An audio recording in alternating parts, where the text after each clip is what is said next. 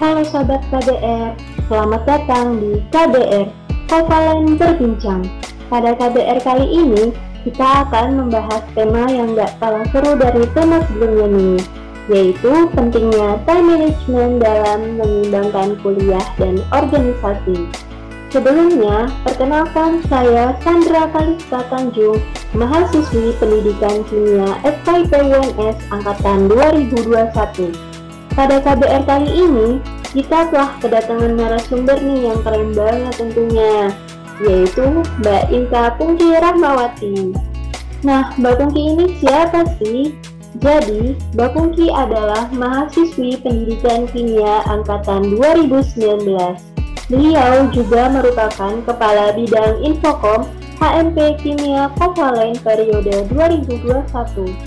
Nah, nggak perlu lama-lama lagi nih. Langsung aja nih kita sapa-sapa dulu nih. Halo Mbak Pungki, gimana kabarnya nih? Halo Sandra, kabar aku alhamdulillah ya baik. Kamu gimana Sandra kabarnya? Alhamdulillah baik juga Mbak. Kalau boleh tahu nih Mbak, kesibukan akhir-akhir ini apa aja nih? Dan ikut organisasi apa aja nih Mbak? Iya, halo teman-teman KBR semuanya. Kenalin, aku Inka Pungki Rahmawati, bisa dipanggil Inka ya. Kalau di luar tuh dipanggil Inka, tapi kalau di Kovalen tuh dipanggil Pungki. Jadi ya terserah ya mau manggil Inka atau Pungki sama aja. Bener banget Sandra. Jadi aku tuh ikut organisasi tuh tahun lalu itu aku jadi kepala bidang infokom ya, di kepala bidang atau ketua bidang infokom di Kovalen tahun 2021.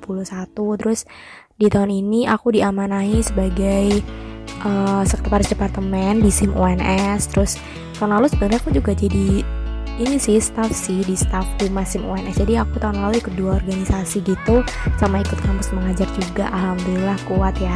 Terus aku tahun ini juga ini sih intern di Meraki Adika sebagai direktur kreatif gitu. Jadi aku sebagai direktur kreatif gitu, pokoknya yang ngurusin segala konten-konten yang berbau tentang kreativitas. Hampir sama sih, 11-12 sama. Oke, mantap banget nih Mbak. Oh ya, kalau tidak salah Mbak Pungki pernah ikut program Kampus Merdeka ya Mbak? Bener, aku pernah ikut Kampus Merdeka, tapi lebih tepatnya ke kampus mengajar ya programnya. Iya Mbak.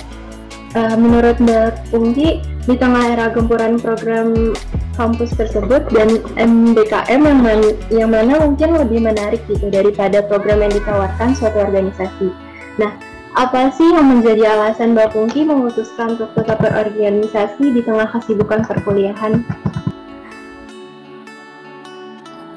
Oke, alasan aku kenapa aku tetap memilih untuk berorganisasi ya di tengah-tengah gempuran tugas mungkin, terus juga kampus mengajar dan lain sebagainya itu karena aku senang ketemu banyak orang ya teman-teman. Jadi di organisasi itu kan kita ketemu banyak orang, terus juga akibatnya kita bisa membangun relasi gitu.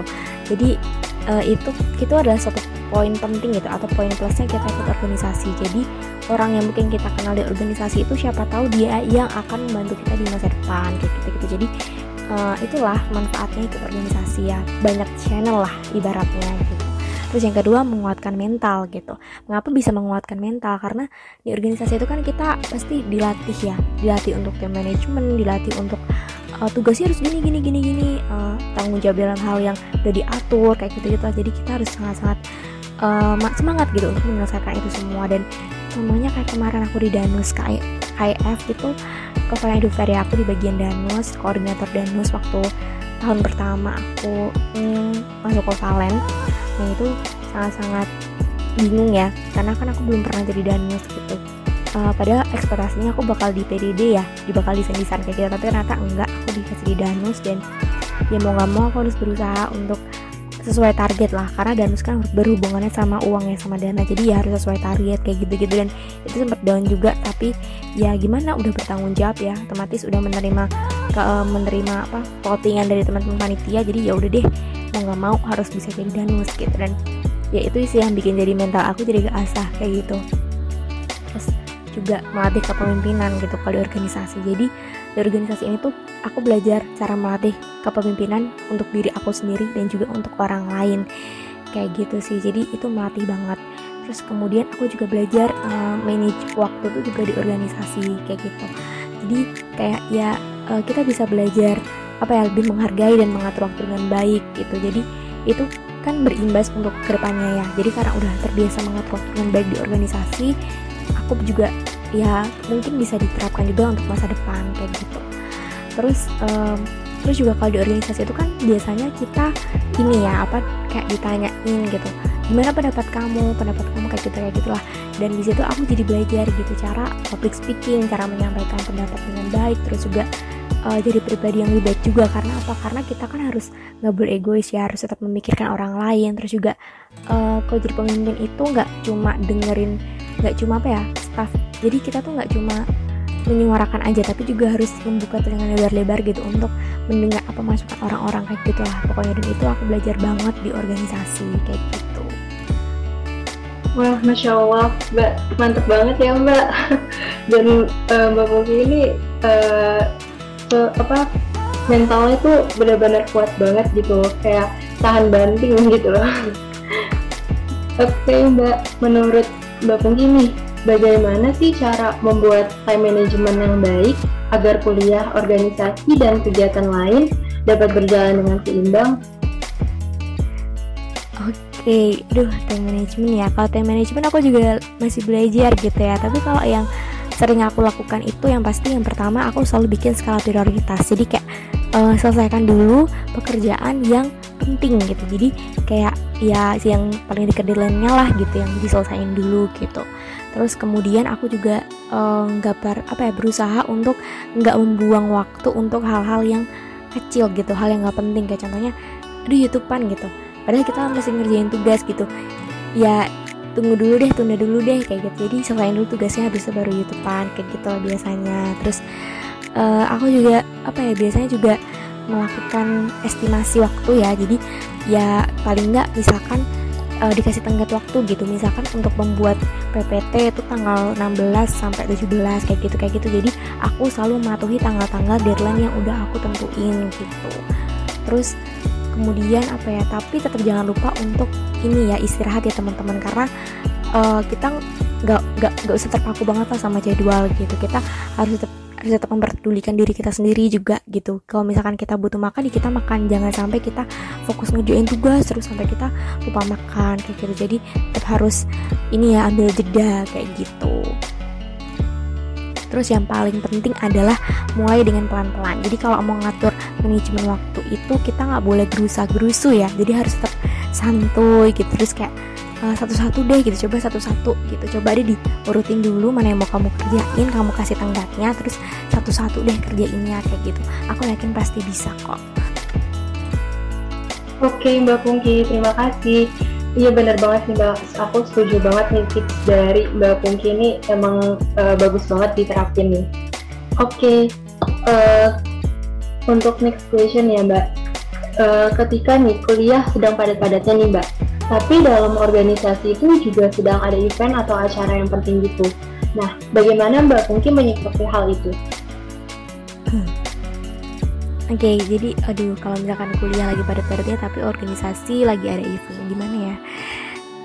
Itu ya pasti yang pertama aku itu tadi ya, ngatur skala prioritas. Jadi prioritasin dulu yang mana gitu. Misalkan pagi kuliah udah kuliah gitu, terus siang sore setelah kuliah kita baru organisasi kayak gitu. Jadi bener-bener pinter-pinternya ngatur waktu aja sih gitu, biar kuliah dapet, organisasi juga nggak ditinggalin gitu aja kan. Terus juga yang pasti selalu jaga komunikasi. Jadi karena di organisasi itu kita ada banyak orang, kita harus jaga komunikasi ke mereka semua kayak gitu. Jangan sampai karena kita kuliah terus dianggapnya kita lalai sama pekerjaan kita kayak gitu. Jadi kita tetap harus jaga komunikasi dengan baik gitu ke semua teman-teman, baik itu ketua ataupun juga staff kayak gitu. Kayak gitu sih. Jadi kalau misalkan sikap aku gimana ya, sikap aku pasti ya berusaha mengimbangi keduanya ya, karena gimana pun juga aku udah berkomitmen ikut organisasi ini ya, aku harus menyelesaikan apa yang menjadi tanggung jawab aku gitu. Tapi karena aku juga udah masuk di universitas ini dan aku udah ibaratnya aku udah harus belajar di sini ya, aku berusaha sebaik mungkin untuk belajar kayak gitu. Jadi berusaha untuk mengimbangi keduanya lah kayak gitu. Kalau aku kayak gitu, Sandra. Oke, Mbak Pungki. Iya benar banget Mbak, karena ya kita awalnya masuk masuk universitas itu kan untuk kuliah ya Mbak. Jadi organisasi itu sebagai kayak wadah kita untuk menyalurkan minat dan bakat kita gitu Mbak. Oke, mungkin next. Oh iya Mbak, mungkin kan ada yang bilang nih Mbak, sibuk dan produktif itu kan beda. Nah, kalau menurut Mbak Pungki, sebenarnya bedanya itu apa sih Mbak? Oke, sekarang udah mulai bahas ke ini ya, bahas ke sibuk dan produktif ya.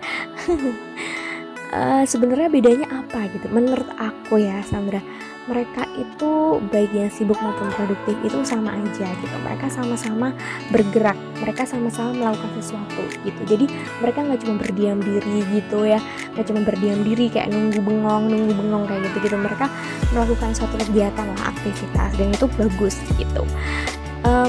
Kalau misalkan mau sibuk atau produktif itu yang penting di tujuannya sih ya. Mungkin bedanya kalau misalkan orang produktif itu dia udah tahu tujuannya gitu, tujuan hidupnya ngapain gitu, plan-plannya dia apa kayak gitu. Tapi kalau orang yang masih nyari tujuannya, dia berarti lebih ke posisi sibuk gitu, karena dia belum bisa pilih-pilih mana yang harus dikerjakan sekarang, nanti, atau bahkan yang gak dikerjain. Jadi kalau ditanya mending sibuk atau produktif, menurut aku kalau masih mencari, ya sibuk gak apa-apa, nanti lama-lama akan terlatih untuk menjadi lebih produktif gitu. Mungkin kalau misalnya ditanya perbedaan yang aku dapat gitu ya, perbedaan sibuk dan produktif itu kalau misalkan dalam prioritas kerjanya, itu orang yang produktif itu mengerjakan sesuatunya tuh yang sedikit gitu dan tergolong penting. Jadi kalau orang yang sibuk itu mereka akan memprioritaskan banyak hal kayak gitu ya. Tapi kalau orang yang produktif itu dia kayak lebih memilih gitu, mana sih pekerjaan yang penting kayak gitu. Terus setelah itu juga orang yang produktif itu pilih-pilih ya. Jadi kayak yang aku jelasin tadi, jadi kayak misalkan ditawarin kayak mau gabung ke ini nggak gitu, dia kayak mikir gitu, gimana ya, mau nggak ya gitu. Jadi kalau misalkan dia yang menurut dia itu nggak bermanfaat buat dia, ya dia bakal menolak. Cara bertindak dan berpikirnya itu beda ya gitu. Bedanya apa? Bedanya itu kalau yang seseorang yang sibuk itu biasanya dia kayak memilih bertindak dulu sebelum dia berpikir. Tapi kalau orang yang produktif itu dia kayak mikir dulu gitu untuk segala kemungkinan yang akan terjadi gitu lah. Jadi kayak misalkan aku ikut ini, apa ya benefit-benefitnya, terus aku nanti ngapain aja ya, waktu aku baginya gimana ya, kayak gitu lebih ke produktif gitu. Terus cara ngatur jadwalnya itu juga beda. Kalau orang yang produktif itu biasanya tahu batasan gitu, kapan dia harus istirahat, bekerja, kapan dia harus melakukan aktivitas yang lain. Terus hal-hal yang biasanya dia kerjain itu biasanya kalau orang yang produktif itu membuat list untuk menentukan apa aja yang akan dilakukan berdasarkan prioritas atau deadline. Kemudian kalau orang yang sibuk kerja itu biasanya cuma ingin cepet-cepet aja nyelesainnya gitu, biar bisa mulai pekerjaan yang lain. Ya itulah mungkin sedikit perbedaan yang bisa aku jelasin ya. Mungkin kalau teman-teman KBR punya pendapat lain itu bisa komen kali ya di bawah, atau menurut kalian apa pendapat aku tuh kurang oke kayak gitu kan, bisa nambahin di bawah ya guys. Oke, mantap banget nih Mbak, atas jawabannya benar-benar keren banget sih. Mungkin emang bener juga apa yang dibilang Mbak Pungki itu, emang kalau untuk produktif itu dia memiliki sistem kerja yang lebih terarah gitu ya Mbak, lebih ada tujuannya gitu. Oke, mungkin kita lanjut ya Mbak. Nah, selama berorganisasi nih Mbak, Mbak Pungki pernah nggak sih merasa di titik terendah atau posisi down gitu Mbak? Nah, bagaimana cara Mbak Pungki itu mengatasi hal tersebut?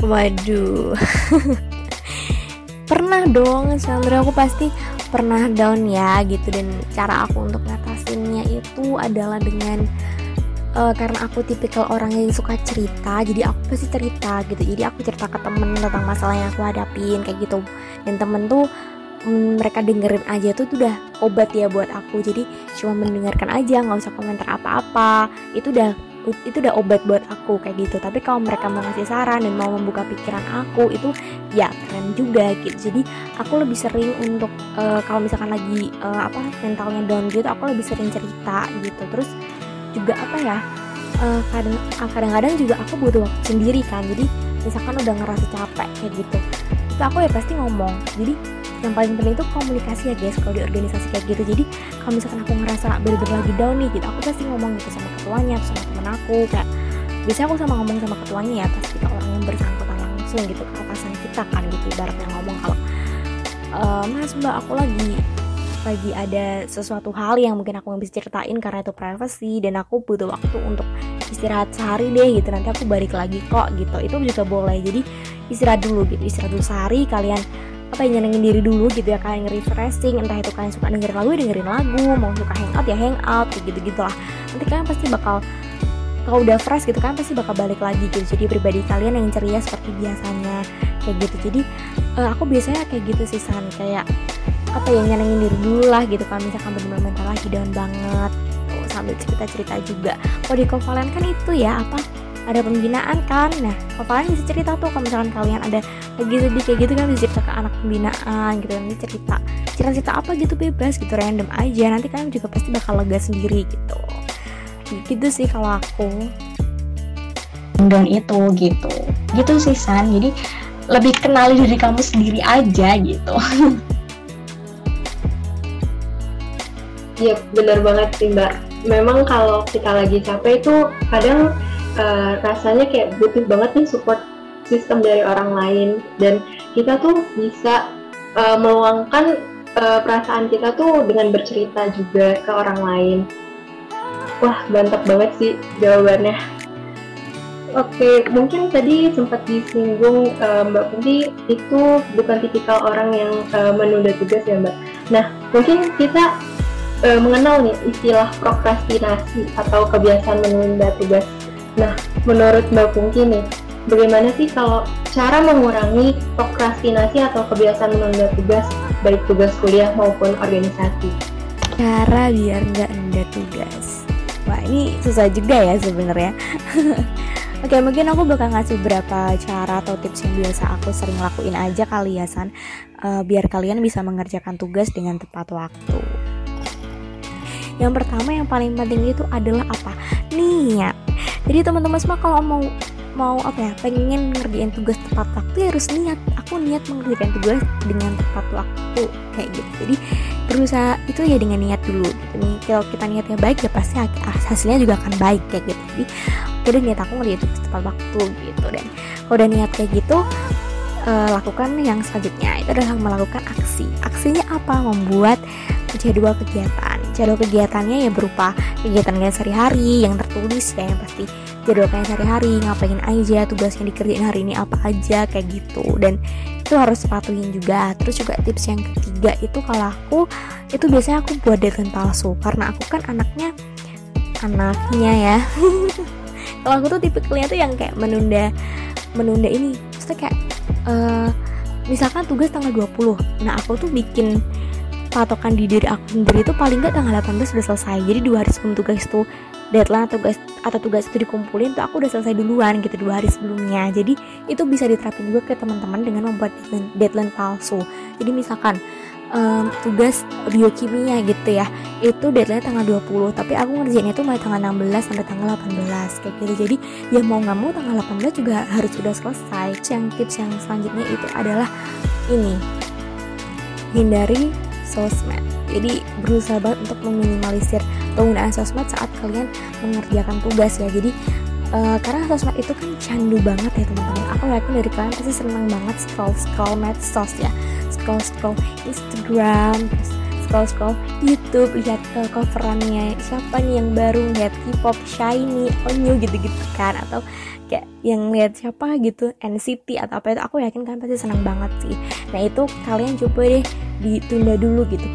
Oke, kerjain tugas dulu deh kayak gitu, nanti baru dipuas-puasin untuk mantengin idol kalian. Itu sih mungkin tips dari aku. Wah, bener banget nih Mbak. Aku setuju banget dengan tips-tips yang dibagikan oleh Mbak Pungki tadi. Niat memang faktor utama nih untuk melakukan sesuatu.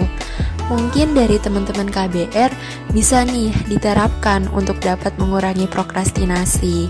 Atau mungkin juga dari teman-teman KBR ada tips-tips lain nih yang bisa banget nih sharing-sharing ke kita. Juga jangan lupa komen di bawah ya. Oke. Tadi kan kita sudah sempat bahas nih tentang time management, lalu skala prioritas. Nah, pastinya dalam berorganisasi itu juga perlu adanya disiplin gitu, membagi waktu antara kuliah dan organisasi. Nah, menurut Mbak Pungki nih, bagaimana sih cara mendisiplinkan diri agar menjadi konsisten dalam membagi waktu antara kuliah dan organisasi? Aduh, kalau misalkan ditanya tentang cara mendisiplinkan diri gitu ya, itu yang pasti disiplin itu kan hanya bisa dari dalam diri sendiri dulu gitu. Jadi jangan tunggu motivasi orang deh gitu. Disiplin itu datangnya dari hati teman-teman sendiri. Jadi menunggu motivasi orang tuh nggak akan membuat teman-teman jadi disiplin ya. Jadi tetap disiplin itu ya dimulai dari niat dalam hati dulu kayak gitu. Terus disiplin itu nggak bisa didapat dengan hal yang instan. Jadi akan ada proses kayak gitu. Jadi kita harus bisa melatih kedisiplinan itu dengan sederhana deh kayak gitu. Sederhananya gimana kan, misalkan kuliah dengan tepat waktu, terus tetap memanage waktu dengan baik ya. Misalkan jam sekian aku harus kuliah, jam sekian aku harus fokus rapat ya rapat kayak gitu. Jadi bagi-baginya itu dengan hal-hal yang kecil aja gitu. Terus jangan cari alasan-alasan deh gitu. Jadi jangan cari-cari alasannya, misalkan Mbak aku nggak bisa rapat nih karena aku ada tugas kuliah biokim, deadline-nya besok, padahal deadline-nya tuh masih 3 hari lagi gitu kan. Nah itu jangan cari-cari alasan gitu, karena kalian itu kan di organisasi itu kan udah kayak pasti bertanggung jawab juga dong sama job desk kalian, bertanggung jawab juga sama orang lain. Jadi ya kalian berusaha untuk mempertanggungjawabkan itu gitulah. Terus tahan godaan ya guys, yang paling benar tahan godaan.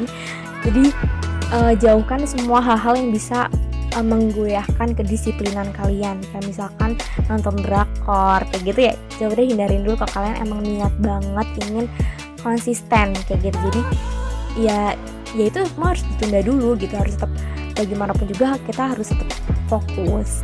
Biasanya aku juga mengambil inspirasi dari orang lain ya kayak gitu. Jadi kayak misalkan ada orang lain yang bisa banget gitu, disiplin banget, terus dia time managementnya bagus gitu. Nah itu kayak dia aja bisa, masa aku enggak sih? Jadi berusaha memotivasi diri sendiri juga boleh kayak gitu. Terus juga coba untuk enggak nunda-nunda deh gitu. Jadi misalkan kan lagi rapat kan, terus kayak berarti nanti aja deh gitu, aku joinnya nanti aja gitu, kayaknya nih pada belum dateng deh kayak gitu. Nah itu jangan. Justru kadang-kadang tuh kalau kalian disiplin tuh kalian bisa mempengaruhi orang lain juga jadi disiplin. Wah, ini menarik sih kata-kata Mbak Pungki tadi. Disiplin itu datangnya dari dalam diri. Disiplin juga bukan sesuatu hal yang instan juga. Maka dari itu, kita bisa nih mulai teman-teman dari sesuatu hal yang terkecil dahulu, supaya bisa kita aplikasikan dalam kehidupan sehari-hari nih. Nah, sehubungan dari pembahasan yang tadi nih, terkadang mungkin dari kita ini suka ragu untuk memulai sesuatu nih Mbak. Dan kadang semangatnya tuh suka naik turun. Nah, menurut Mbak Pungki, bagaimana sih cara mengatasi keraguan dan menjaga semangat Mbak Pungki agar tetap fokus, bisa menyeimbangkan antara kuliah dan organisasi? Cara menjaga semangat aku agar bisa menyeimbangkan antara kuliah sama organisasi itu yang pasti kita ini ya harus selalu memberi apresiasi ke diri sendiri tuh, kayak kamu hebat deh gitu, kamu bisa menyelesaikan tugas organisasi yang begitu berat, kamu bisa menyelesaikan itu. Percaya deh, kalaupun nanti ini nggak berguna untuk kamu saat ini, itu pasti berguna di masa depan. Orang lain juga kayak gitu, kayak wah keren deh, posternya bagus kayak gitu. Kayak misalkan kalian punya staff atau punya teman yang udah berusaha banget untuk desain dan bagus gitu, dan kayak bagus deh desainnya, keren. Itu bisa menjaga semangat gitu. Gak cuma menjaga semangat kita aja, tapi juga orang lain guys. Jadi itu bisa diterapin ya. Menjaga semangat itu harus punya tujuan yang pasti gitu. Tujuan awal, ingat tujuan awal aku masuk Kovalen apa ya, tujuan aku ikut kuliah apa ya kayak gitu. Jadi itu harus selalu diingat-ingat, dan jangan sampai kalian justru nggak mencapai tujuan tersebut. Terus juga hadapin aja apa yang terjadi deh. Menjaga semangat itu tuh ya walaupun ada ini ya, ada kayak pasti ada mental down-nya gitu, tapi ya bagaimana caranya kita aja sih untuk cara mengatasi mental yang lagi nggak stabil itu gitu. Kayak tadi ya yang aku udah bilang tadi, kayak kalian bisa rehat dulu tapi tetap ngomong, jadi komunikasi dulu gitu. Aku mau rehat dulu, atau kalian bisa cerita ke teman-teman yang kalian percayai untuk jadi teman dengar kalian aja gitu. Itu bisa banget untuk mengobati kalian yang mungkin mentalnya lagi nggak stabil.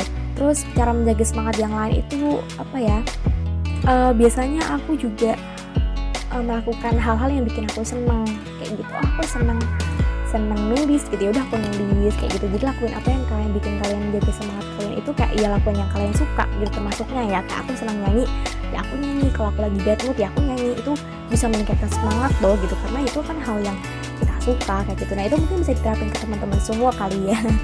Gitu Sandra. Oke, aku setuju banget sama pendapatnya Mbak Pungki tadi. Kalau self reward itu memang penting diterapkan ke diri kita nih teman-teman. Karena itu sebagai bentuk apresiasi kepada diri kita, karena sudah bisa mampu nih bertahan dan melewati itu semua.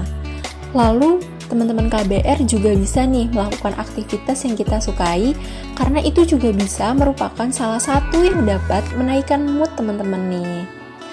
Nah, selanjutnya nih Mbak, selama berkuliah nih, mungkin terkadang kita berada dalam titik kejenuhan gitu Mbak. Menurut Mbak Pungki sendiri, bagaimana sih tips mengatasi kejenuhan menjalani aktivitas baik kuliah maupun organisasi? Tips mengatasi kejenuhan ya, kalau aku selalu mencoba hal-hal baru sih San. Jadi kayak podcast tadi itu kan aku bosen ya, udah dapat ilmu podcast sama udah dapat ilmu editing gitu, ngapain ya, coba deh peruntungan, karena banyak orang-orang di luar sana kan banyak yang juara satu apa gitu-gitu ya, itu kan pasti kita pengen dong kayak gitu. Yaudah deh aku coba apply deh apa yang ilmu yang udah aku dapetin untuk coba lomba podcast gitu. Lomba pertama gagal ya lomba lagi gitu, lomba yang kedua, lomba ketiga, keempat, karena kita nggak akan tahu gitu mana lomba yang akan membawa kita ke juara kalau kita nggak nyoba gitu kan. Jadi cara aku mengatasi kejenuhan itu dengan mencoba hal yang baru, salah satunya dengan lomba-lomba tadi gitu. Nah itu terus juga melakukan hal yang aku suka juga menjadi sarana yang tepat untuk mengatasi kejenuhan gitu. Kayak aku suka nyanyi, ya udah deh aku nyanyi gitu. Setiap mungkin libur ya, lagi libur kuliah atau organisasi durasinya aku nggak terlalu padat gitu-gitu ya, aku berusaha untuk ini sih nyenengin diri sendiri gitu. Nonton ya nonton, ngedrakor gitu ya. Terus kalau misalkan suka dengerin boyband ya dengerin kayak gitulah pokoknya. Iya Mbak, mungkin kalau dari Mbak Pungki sendiri yaitu dengan mencoba belajar hal yang baru ya Mbak. Karena kalau kita mencoba hal yang baru, tentunya kita bisa dapat pelajaran dan pengalaman yang baru tentunya. Dan juga jangan lupa nih untuk teman-teman, saat mengatasi kejenuhan juga bisa rileks sejenak dengan melakukan aktivitas yang disukai teman-teman tentunya. Oke Mbak, kalau nggak salah nih, berarti Mbak Pungki udah semester 6 ya Mbak? Berarti sudah 3 tahun di perkuliahan. Nah, kira-kira ada nggak yang menurut Mbak Pungki hal yang paling berkesan dan tak terlupakan selama mengikuti organisasi atau perkuliahan? Oke, kalau hal-hal yang paling berkesan yang aku dapetin selama ikut organisasi itu banyak ya. Salah satunya di Kofalen itu kan ada podcast ya, KBR, Kofalen Berbincang, dan sekarang aku jadi narasumbernya. Dulu aku loh guys yang ini yang merevisi yang kira-kira kurang, yang usul-usul topik ya. Nggak nyangka sekarang malah jadi yang ditanya-tanya gitu kan. Nah, di Kofalen itu aku belajar cara ngedit podcast yang baik gitu kan, cara platform apa sih yang bisa pakai buat podcast, terus belajar edit video, aplikasi apa sih biasanya Mbak pakainya, tanya-tanya gitu ke kakak tingkat gitu. Terus dapat ilmunya, terus aku terapin deh. Waktu itu ada lomba podcast gitu kan, aku dapat terapin itu jadi lomba podcast. Aku bikin karya podcast, aku ternyata dapet juara karena aku udah dapet bekal di Kofalen, di organisasi yang aku ikutin. Jadi itu adalah kayak hal yang paling berkesan yang aku dapet sih, karena ilmu yang dari organisasi itu bisa aku terapin di podcast kayak gitu, di lomba podcast, dan itu berguna banget karena dapet juara kan, dapet uang. Di kelas juga kayak gitu, kayak disuruh bikin video pembelajaran gitu ya. Udah, karena di Kofalen aku udah dikasih ilmu editing video dari workshop bisa ataupun sama komunikasi sama kakak tingkat, aku jadi kayak lebih mudah gitu untuk bikin video, animasinya apa aja, backsound-backsoundnya gimana kayak gitu. Jadi itu sih yang aku dapetin gitu untuk pengalaman yang berkesan yang aku dapetin saat organisasi. Wah, Masya Allah, dan keren banget pengalaman Mbak Pungki tadi. Semoga bisa menginspirasi juga nih untuk teman-teman KBR. Sebelumnya tadi juga kita udah sharing-sharing banyak nih mengenai seputar perkuliahan dan organisasi.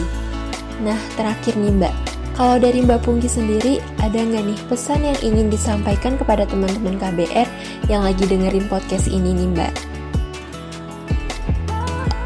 Wah, udah mau berakhir nih ya. Jadi untuk pesan buat teman-teman semua, buat pendengar Kevalen Berbincang edisi kali ini ya, bareng info gitu apa ya. Semangat berkarya, jangan sampai kalian waktu itu nggak bisa diulang teman-teman. Jadi berkaryalah selagi kalian benar-benar bisa untuk berkarya. Jadilah bermanfaat buat orang lain di saat kalian emang bisa bermanfaat untuk orang lain gitu. Jadi jangan sampai kalian tuh melewatkan waktu masa-masa emas kalian gitu. Apalagi waktu di kuliah ini tuh kan kalian menemukan banyak hal baru ya, kayak di pengabdian dan di keilmiahan ataupun di dunia editing dan sebagainya, itu kan hal yang baru gitu kan, bisa mencoba hal tersebut. Mungkin salah satu hal tersebut belum bermanfaat saat ini, tapi pasti bermanfaat di masa yang akan datang. Jadi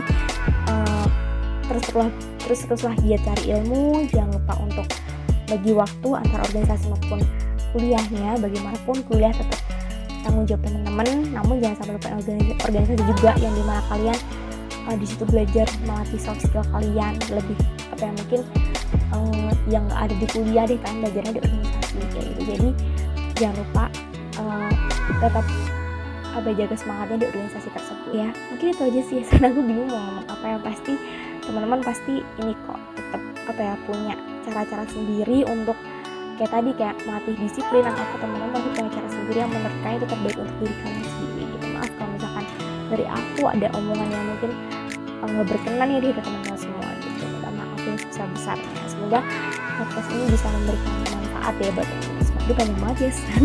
Itu sih San dari aku. Wah, makasih banyak Mbak Pungki atas sharing-sharing kali ini.